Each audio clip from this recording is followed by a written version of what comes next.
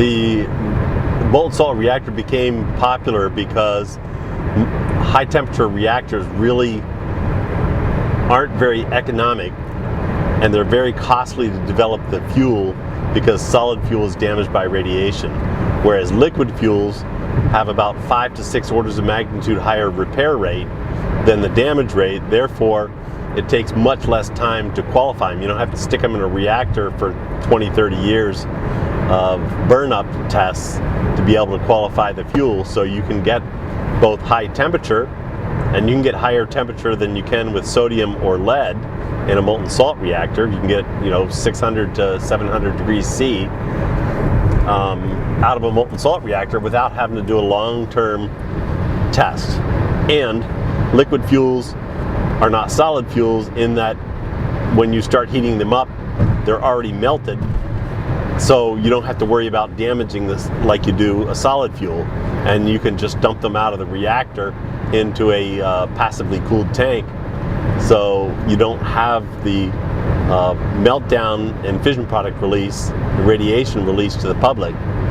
And because they're low pressure, like sodium cooled reactors and lead cooled reactors. So you don't have a pressure driven release mechanism either. And salts don't have a chemical reaction that's exothermic like sodium does with water or air, or like if you overheat a water system, water reacting with zircaloy to create a hydrogen explosion and hydrogen generation that is basically autocatalytic for fuel failure and release. What happened in Fukushima? That's what you're referring to. Or any water reactor meltdown, Yeah. TMI, Chernobyl, or Fukushima. Basically the same thing happened. You lost coolant flow. The temperature of the fuel was already at 1100 C. When you lose cooling, the fuel starts dumping its heat into the cladding to get to the water, but the water's not there to remove it, so it heats the cladding up to the fuel temperatures. When the cladding reaches 850 C, it starts a Zirc water reaction at that temperature, and you start producing hydrogen. Right? That is a hydrogen pressurization, that reaction fails the clad because it's consuming the clad to create the hydrogen with the water, and it pressurizes the reactor system, causing the second barrier to fission product release, the reactor system, to fail and dump the hydrogen into the containment.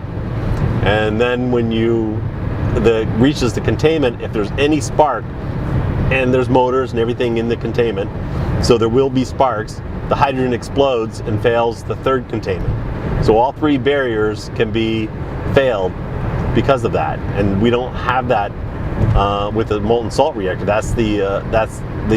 We don't have any exothermic chemical reactions that are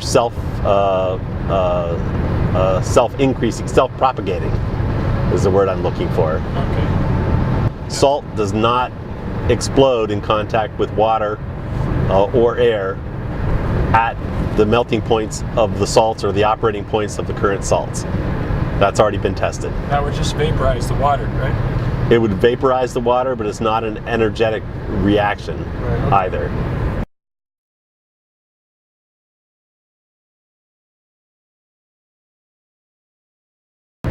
Elysium Industries is our company, and I'm one of the founders of the company. There from day one, and I am the Chief Technology Officer, and I am the main creative person in it. There are other creative people, but the reason why I'm able to do this is because my entire career at the Naval Nuclear Laboratories, I was always called upon when you needed to do something outside of the water reactor box, because I could separate what I've always been trained to do from what is actually possible and think of other ways to solve either technical problems or technical concerns in a way that's totally different from what you do with a water reactor. And so I'm a very creative and innovative problem solver. Good. And so how is your design different from the growing number of designs out there? I think there's at least 12 now, maybe more, companies trying to create molten salt reactors. The biggest difference between our reactors and most of the other reactors is that ours is a fast reactor and it uses a chloride salt. Fast reactors, you have much less of a problem with fission products and having to clean up the fission products to keep the reactor operating. That allows us to close the fuel cycle and not have massive reprocessing systems to be able to close the fuel cycle. Massive reprocessing systems equal higher cost. And so the fast reactor, the fission product cross-section goes down faster than the fission cross-section. Therefore, the fission products become less and less important, and you can simplify your purification system. So the other benefit is the higher the speed of the neutron causing the fission, the more neutrons that are produced per fission, so the neutronics become better. And whether you're using uranium-238 or thorium, the number you can actually fission uranium-238 as 10% of your fissions directly, which saves a neutron for each time it occurs, or in thorium about 5% of the time you can fission thorium instead of having to use that neutron to convert to uranium-233. And so that also helps your neutronics. For instance, uranium-233 produces 2.3 neutrons per fission in the thermal spectrum. 1 neutron is needed for new fission, 1 neutron is needed for conversion of fertile to fissile, which gives you 0.3 neutrons left over for leakage, absorption in the coolant, absorption in fission products. That is very marginal as to whether or not you can actually do isobreeding in that scenario. A lot of the reactors don't do that. Our goal is to close the fuel cycle, and you need to do that to close the fuel cycle, right? With a fast reactor, you get, with plutonium-239, you get 2.9 neutrons per fission, so 0.9 extra, plus an extra 10% kicker on that because you're fissioning 10% of uranium-238. So that's like having somewhere in the neighborhood of 3 to 3.1 neutrons total, or 1 extra neutron that you can chalk up to leakage or fission product absorption or other coolant absorptions in it. So the neutronics are much better in a fast reactor for closing the fuel cycle. Can your design also boast the same advantages that are often claimed for MSRs, such as passive safety, impossible to melt down, proliferation safe, can consume old nuclear waste? Yes, we can. As a matter of fact, we're probably the only one that can do all of those at the same time and be economic. It's liquid fuel, so we will drain it if it overheats. So passively safe, passively cooled in a separate tank. We can breed fuel to be isobreeding if we wish. We don't need to have the separation of the fissiles and the fertiles in the reprocessing system or cleaning up all the fission products. We will leave fission products in there all the time. We never remove any actinides from our system at all. So there's no proliferation on the back end because we only remove fission products from the reactor. The fact that fission products don't absorb many of the neutrons means you can allow the fission products to increase in level without having to have a purification system that essentially makes you have pure actinides in the system to be isobreeding and close the fuel cycle. Sure. When we look at some of the benefits of MSRs, we've got the combination of the high temperature and plentiful reliable power. It gives MSRs an added role that has rarely, if ever, been done in the U.S. That is to build a reactor for non-electric purposes. for example, process heat, or maybe portable reactors that are specially repurposed for industrial reasons. Does this describe your reactor? Because we're at a higher temperature, a very similar temperature to all other molten salt reactors, we have the same capability of other molten salt reactors. As far as comparison to other advanced reactors, our reactor operates in the 600 to 700 degrees C fuel temperatures. Sodium reactors operate up to 550 C, and lead reactors operate at 450 to 500 C. So our heat is higher temperature, right? But we can't get to what most of the process heat temperatures are, like cracking hydrogen. That requires, with a catalyst, about 900 C. Only the high temperature gas reactors can do that, all right, today. We have a goal of getting our reactor up to 1100 to 1300 C in a future version of our reactor, but that's not the first reactor. So there are some process heat things that you can do. You can also do higher efficiency electricity, so you can generate more electricity with less fuel. Caveat here, since we are a closed fuel cycle, once you get the reactor started, we only need about 1 ton per gigawatt electric year of fuel. So our fuel is not really a big concern for our reactor, especially since we're burning spent nuclear fuel as our fuel. We're reducing the cost of the waste storage to create our fuel and consuming that waste. And that waste will last a very long time, especially if you include the depleted uranium that was used to make the enriched fuel for the light water reactors. So that also reduces our cost of the reactor, because we don't have to pay for enriching fuel. We don't have to pay for mining new fuel. We're actually reducing the cost of the spent fuel in doing that. But so there are some process heats. I don't remember exactly which ones they are that you can do in the 540 degree, 550 degree temperature range, which is the temperature range of that you could do process heat at. For instance, you can't do reactor temperature process heat, which is the 600 to 700, because that's highly radioactive fuel. You need another system that transfers the heat of that. That reactor system is also going to be radioactive in all liquid fueled systems. All right, so you can't use that in a process heat, because those other industries that you're talking about can't handle radioactivity. They're not used to handling it. So we don't want to give them that. So you need a third system. So that's 2 heat exchanger temperature drops you have to deal with. And that's about 30 to 50 degrees C drop for each heat exchanger, which is what puts you down in the 550 degrees C range for process heat. So you need to figure out which process heat you can do. You can do electricity driven process heat.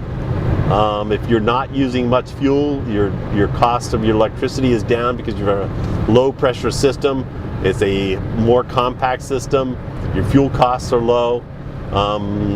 Electricity costs will be competitive with natural gas and coal for process heats. So you can do that. You can use the electricity to some extent, although you still have a lot of waste heat that you don't have if you use natural gas to do that process heat, because you're using the heat directly, not generating electricity. But you also don't have CO2 generation. You don't have coal particulate generation or SOx or NOx to be able to do it, to generate that heat and do that process heat. So you physically can decarbonize most industrial heats. You would just like to get your reactor up to the temperature you can use the industrial heat directly, 1100 to 1300, at least 900 C, to do that. And we can do that, just not in the first reactor. Do you also have the choice of the different flexibility of size reactors? Yes, we do. One of the disadvantages of a fast reactor is you need more fissile material to get it critical, because the cross section goes down with the increasing energy of the neutron causing the fission. So that requires us to have a high fissile inventory in our reactor, which initially, if you use a high assay, low enriched uranium, i.e. uranium between 5% enriched and 20% enriched, that becomes very expensive. So our initial look at the reactor, we said we could only do 1,000 megawatts electric, 1 gigawatt electric, right? Because you have to pay for the fuel, all that fuel that you have to put into it. Even though in the long run, you're only adding 1 ton per year in that reactor. However, if you go to spent nuclear fuel and plutonium as your fuel system, and you're using the waste that already exists, that dramatically drops the cost of the fuel. Because we also have a way to convert that spent nuclear fuel to chloride fuel in 1 chemistry step. So it's not like pyroprocessing that has 7 steps, and we don't separate our anything in our fuel intentionally. So we don't separate fission products, fission actinized uranium, plutonium. None of those are separated. The fission products are still protecting it, and everything's mixed. All right, so that drops our fuel costs. So when you drop the fuel cost, which was the biggest player in our cost initially, then you can go to smaller reactors also, especially if you're trying to go into an area that's fueled with fuel oil or something like that, where you can only do it like 2 or 3 months a year, or to an island nation where you're burning fuel oil and that fuel is very expensive. Then you can justify an even smaller reactor design. Both the terrestrial energy and Thorcon are designing their reactors to leave the fuel in for numbers of years at a time, where they don't change it. Does yours have a similar concept? There's 2 ways to answer that. One, normal operation of our reactor using spent nuclear fuel, we only remove fission products. So the reason why they're buttoning up the reactor and just storing it is for proliferation concerns, so they don't have to say that they're reprocessing. They use an open fuel cycle and store it, and don't unlock that, so they don't have to count it for proliferation reasons. But we pull out only fission products. Because we use a chloride salt, we don't have to pull out, we don't have to have a complex system, and we don't have to pull out any of the actinides. The chemistry of the chloride salts allows us to pull just fission products out, so we don't have a proliferation concern in the pulling out of the fission products, because we're not doing any separations. All the actinides stay in the reactor at all times. So the fission products are not a proliferation concern. Therefore, we don't have the same proliferation concerns that those other reactor designs are, that require you to essentially say that I'm just going to store this for a long time until we figure out how to do reprocessing. We can do fission product separations, which doesn't require reprocessing per se, and I define reprocessing as separating the actinides out from the fission products, separating the uranium from the plutonium. That's what I can consider reprocessing. We don't do that. So separating the fission products, is that something you can sell, those fission products, as like some kind of profit making? That's one of the advantages of only pulling out fission products. Is the reason why you can't do that when you're doing reprocessing is because you have to separate the uranium and plutonium out to get to the fission products. But since we're pulling out only fission products out of the reactor, then you can mine the fission products for medical isotopes, rare earths, isotopes for power systems, for spacecraft, that sort of thing. So yes, you can do that if you can make an economic justification for doing that. The other issue is, since we're a fast reactor, I discussed that the fission products were less important.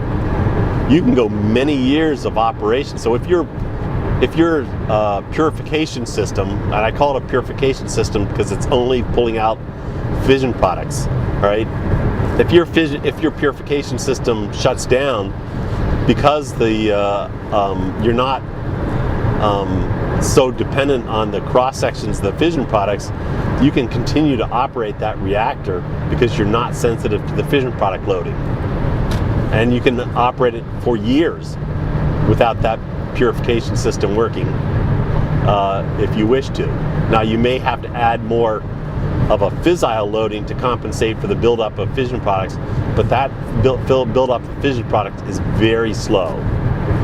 It's only like less than 1% per year in a 1 gigawatt electric reactor, and even less than that in a small reactor. So smaller reactors can go many more years without a purification system. Is there also the fact that you would keep your reactor underground? We are planning on putting our reactor underground like most of the other molten salt reactors are, like almost all of the small modular reactors are. That's not really a function of the reactor design per se, although it's somewhat related. The fact that the molten salt reactors are more compact than water reactors allows you to dig a shallower hole, so the cost is less, so that helps. But that's the same basis that a small modular reactor is using to put it underground. But the driver for that is the airplane criteria. It is very hard to build a shell that can withstand modern aircraft, and it's very expensive. And in a water reactor, you get double benefit of that because you need a high pressure containment. If you leak the primary water out, you need to be able to contain that high pressure. In a molten salt reactor, a sodium reactor, you don't have that high pressure. So you don't need a high pressure containment. So if you build a above ground thing, you have to build a very strong building. First, only benefit is aircraft protection. So that's a lot harder to justify that cost if you're only getting one thing out of it. So if you have a low pressure system, your economics are much better if you can put it below grade, because below grade it's much harder for an airplane to hit it, and you can build it much stronger because all you need to do is build a strong cap. The earth around it protects it from most of the side impact issues. So you have a smaller target, an enormously smaller target. Like our reactor is only 1/3 of the height of an AP1000 containment building. So that means our hole needs to be 1/3 of the depth of an AP1000 going underground, and the overall size is smaller, so that makes the target even smaller. What's your proposed first size reactor? How do you define the size? That's more of a question associated with who wants to buy the reactor. Most of the utilities, and this is kind of why we wanted to go with a large reactor in the first place. Most of the reactors that are being shut down are the small reactors, the single plant reactor sites, or single reactor plant sites, right? Because the small reactors don't have the economics that you do of the larger reactors and the multi-reactor sites, because a lot of the cost, the licensing, the security force, the fuel handling and storage and stuff like that, that doesn't really scale with reactor power very well. And so those costs are kind of fixed. So the cost per megawatt of those different services doesn't really change. So for a small reactor, those are kind of like fixed costs. And so the economics are really hurt by going to low power. So a higher power in that sense is better. The only benefit that you get out of the small reactor is if you only need a little bit of power, all right, the cost of the reactor itself, barring regulatory approvals and security forces and stuff like that, is going to be lower. So it reduces the cost of getting into reactors if you only need a little bit. If you need a lot in the long run, you are still better building a high capacity reactor. One of the advantages of our reactor is we're a little bit similar to NuScale, right? So what NuScale did was they have a bunch of tiny little reactors, and they build one large facility to get the large reactor economic benefit. So if you build a lot of capacities, like 600 megawatts electric is one plant for theirs with 12 reactors, then your economics get better. So we're a little bit different in that if you want to start off with a low power, you can start off with the reactor is pretty much sized about as small as it can get, because we only put critical load in, all right? So you don't need the excess fuel that you need in a light water reactor to keep it critical for a long period of time. We feed in fuel over the life, so we only barely keep it critical. So the reactor is already a small size. So no matter what size plant, the core is about the same size, right? But you can put a small pump and heat exchanger on it, or 2 small pumps and heat exchangers, or 3 small pumps and heat exchangers, or a large heat exchanger and pump, 2 loops, and you go up to 8-10 loops, and you get up to the gigawatt electric level with, say, 8 heat exchangers, 8 pumps on the reactor. And you can even go higher than that by putting on more loops, as long as they can fit around the reactor, which is more about heat exchanger compactness than it is about the reactor or power. Okay. Can you describe some of the talent on your team? Sure. I have worked designing reactors for the Navy for 32 years. And a lot of my team has followed me out of the Naval Reactors program. And so we have over 300 years of design experience in our team of actually designing, building, operating, testing, maintaining reactor systems. So when you talk about real experience designing and operating reactors, our team has that in spades. Because everybody wants to work on advanced reactors, and they followed me out of the Naval Reactors, Naval Nuclear Lab to work on an advanced reactor, because that's exciting. And so that's how we developed a team. They saw that I was doing something exciting, and they followed me.